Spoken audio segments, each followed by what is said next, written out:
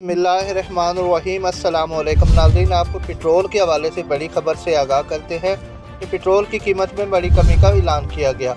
ओगरा की जानिब से पेट्रोलियम मसनूआत की कीमतों में कमी की तजवीज़ दे दी गई है। पेट्रोलियम डिवीज़न के मुताबिक पेट्रोल की कीमत में 7 से 10 रुपये फ़ी लीटर तक कमी की जा सकती है।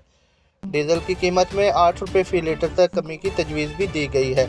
पेट्रोलियम मसनूआत की कीमतों से मुतल्लिक समरी हुकूमत को भिजवा दी है। वज़ारत ख़ज़ाना ओगरा सिफारिशात पर वज़ीर आज़म से मशावरत करेंगे, जबकि पेट्रोलियम मसनूआत की कीमतों से मुतल्लिक हतमी फ़ैसला कल किया जाएगा। आइंदा 15 दिनों के लिए पेट्रोलियम मसनूआत की नई कीमतों का इतलाक़ 15 मई की शब रात 12 बजे के बाद होगा। वाज़ेह रहे कि गुज़श्ता 14 दिनों में ऑयल मार्केट में खाम तेल की कीमत ज़्यादा से ज़्यादा $77 फ़ी लीटर तक फ़ी बैरल तक रही है। मज़ीद ख़बरों और अपडेट्स के लिए हमारे चैनल अक्सर न्यूज़ टीवी को सब्सक्राइब और लाइक ज़रूर कीजिए। शुक्रिया।